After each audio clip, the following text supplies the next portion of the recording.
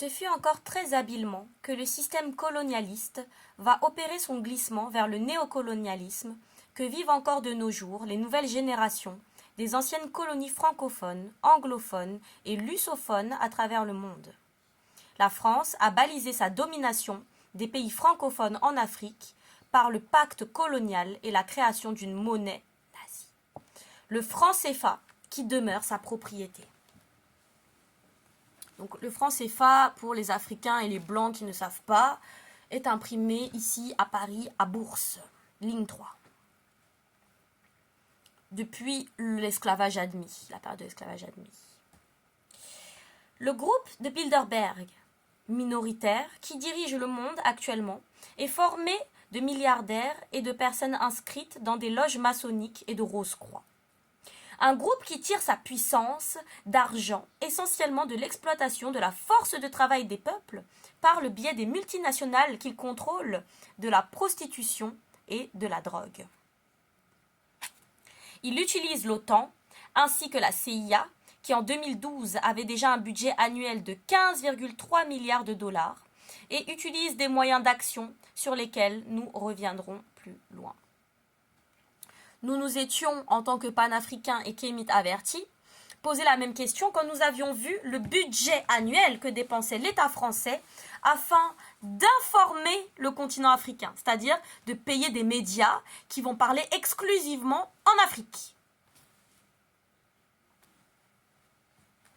Pour en plus dire de la merde, leurs chaînes de télé, France 24, RFI, toute la France Télé, tout ça, ils ont été interdits dans plusieurs pays d'Afrique parce qu'en fait, malheureusement, ils écrivent des articles alors qu'ils n'ont aucun journaliste sur place. Ils écrivent des articles qui nous parlent d'attentats avant que l'attentat arrive. Donc, ces gens-là ont été bannis de beaucoup de pays d'Afrique.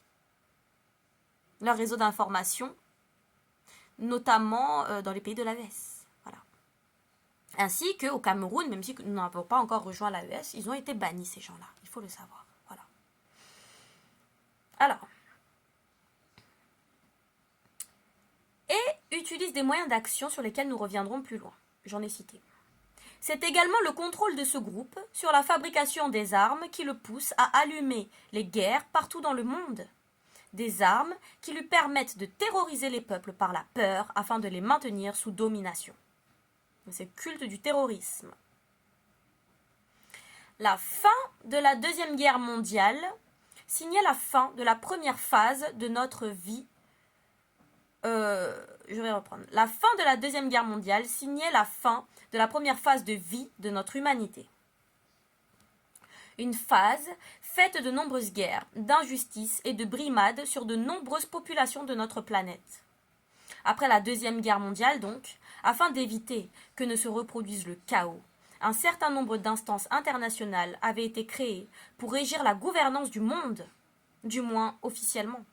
Mais en réalité, c'est ce groupe minoritaire invisible qui avait instauré sur le monde un système politique, unipolaire, capitaliste, un système monétaire d'arnaque mondiale, un système de violence, de destruction et de terreur, jusqu'à sa mise à nu ces derniers temps.